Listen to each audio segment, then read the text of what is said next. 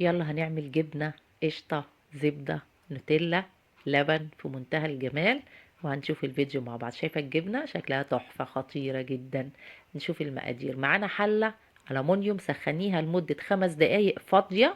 وبعد كده نزلي عليها مقدار من اللبن. المقدار اللي أنا نزلته ده 10 كيلو من اللبن الجاموسي، ويكون من مصدر موثوق فيه. هغطي على الحلة واسيبها لمدة 48 ساعة بالظبط. احنا دلوقتي 3/1. التوقيت ده توقيت بارد، بيبقى الجو حلو. بعد ال 48 ساعة هعري عليها، هلاقيها جمدت كده زي ما انتوا شايفين. هجيب طبق واشيل الطبقة الأولى حوالي 2 سنتي من الحلة أو من على وش الحلة. دي القشطة بتاعتنا، طبعا خير اللبن.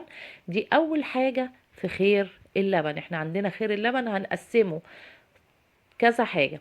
هتجيبي سكينة. ابصوا انا هوريكم بقى الجمال. ده بيتوقف على نوع اللبن. انا جايبه نوع اللبن ده من مكان موثوق فيه قوي بصراحه، لبن ممتاز. شايفين ما هدرش معايا؟ شايفين الخرطه هتطلع شكلها عامل ازاي؟ حاجه كده خيال خيال خيال. ايه رايكم بقى في الجمال ده؟ وناعمه وزي الزبده وطريه وفي منتهى الجمال. دي بقى هتبقى الجبنه بتاعتنا.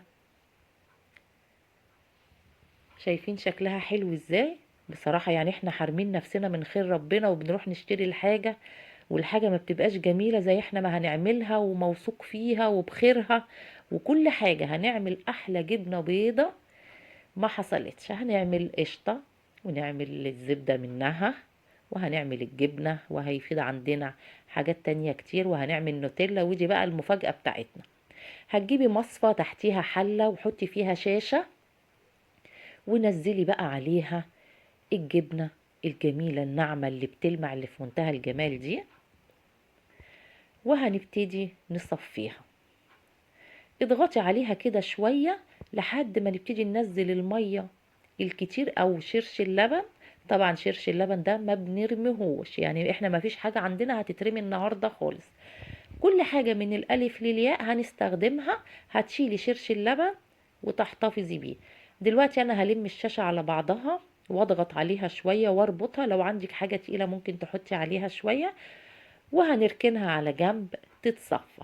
هجيب الحلة التانية. انا عملت الحلة الاولانية كانت 10 كيلو. الحلة الصغيرة دي شوية 5 كيلو. برضو هشيل من عليها القشطة حوالي بسمك 2 سنتي من فوق الوش اهي. طبعا عملت معاها زي ما عملت مع الحلة الأولانية. شايفين القشطة كمية حلوة جدا وناعمة وجميلة. سخنت الحلة فاضية لمدة 5 دقايق، وبعد كده نزلت عليها 5 لتر من اللبن وغطيتها وسبتها 48 ساعة برضو. وشلت القشطة من عليها. بعد كده هجيب حلة عليها مصفى واحط شاشة، وابتدي اصفي الجبنة بتاعتي، واضغط عليها شوية عشان انزل المية او الشرش، واربط عليها كويس واسيبها بقى تتصفى. وممكن احط عليها اي جردل، اي علبة فيها مية، اي حاجة تقيلة شوية عشان تصفي بسرعة. ده الشرش اللي طلع معايا من الجبنة، شرش اللبن. هعبيه في اكياس وهشيله في الفريزر. هنعمل منه احلى معجنات وحاجات حلوة جدا، وتعملي عيش وتعملي كل المعجنات اللي انت عايزاها. دي بقى القشطة اللي احنا طلعناها في الطبق الازرق الكبير. انا حطيتها في طبق تاني صغير، وهضربها بالمضرب الكهرباء لمدة حوالي 4 دقايق. اول ما هتبتدي تفصل منك وتبقى فيه مية لوحدها او لبن لوحده وخرزت كده، هي ده اللي احنا عايزينه. هتبتدي تعمليها كورة وتشيليها. يبقى احنا عندنا دول الزبدة دي طالعة من 15 كيلو لبن. طلعت لي زبدة حوالي كيلو ونص زبدة صافي. اللبن اللي نزل من الزبدة ده اللي انا هعمل بيه النوتيلا عشان تخليكوا فاكرين معايا، مش هيترمي. كده الزبدة طلعت اهي. هحطها بقى في التلاجة علشان تجمد شوية. بعد ما تحطيها في التلاجة وتجمد، لو عايزة تسيحيها على النار هتسيحيها، عايزة تحتفظي بيها في التلاجة وتستخدميها كور كده زي ما هي براحتك. كده انا سبت الجبنة حوالي ساعتين اتصفت. فتحت عليها الشاشة بعد ساعتين، هبتدي احط عليها الملح اللي انا عايزاه. عايزة بقى جبنة دلع، عايزة جبنة حادقة، عايزة جبنة وسط، جبنة براميلي، جبنة تلاجة، جبنة بيضة، الجبنة اللي انت عايزاها. هتحطي درجة الملح بتاعتك وتحطي شوية ملح وتدوقي لحد ما توصلي للي انت عايزاه. بعد كده هتجيبي علب وافردي فيها اكياس بلاستيك ونزلي عليها الجبنة بتاعتك، علب بقى مربعة، علب مدورة، اللي انت عايزاه. وقفلي كده الكيس كويس وابتدي بعصيان الشوي واعملي فتحات كده، كام فتحة، 2 3، عشان لو في اي مية هتبتدي تنزل. دي الحلة التانية، برضو نفس الحكاية، فتحت على الشاشة وهبتدي احط لها الملح بتاعي. طبعا الجبنة دي مش قريش يا جماعة، الجبنة دي جبنة بيضة طعمها تحفة جدا في منتهى الجمال.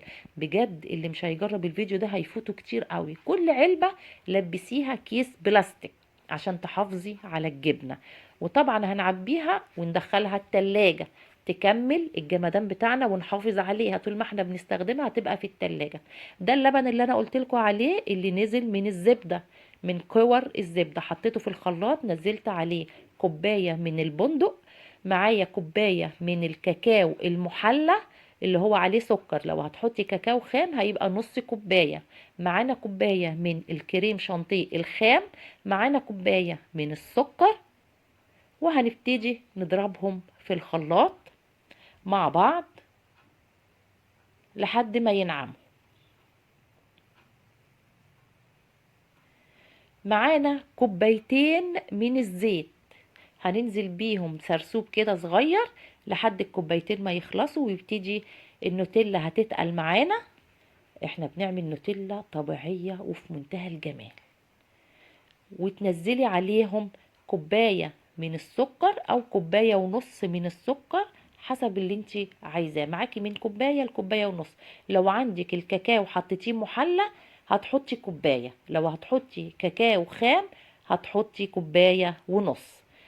ونضربهم كويس. شايفين نازله ناعمه وفي منتهى الجمال وتقلت وبقت حلوه جدا. طبعا هصبها في البوله او في بطرمانات او في علب وهتدخليها التلاجة على الرف برضو وتستخدميها من وهي في التلاجة عشان ما تبص مننا.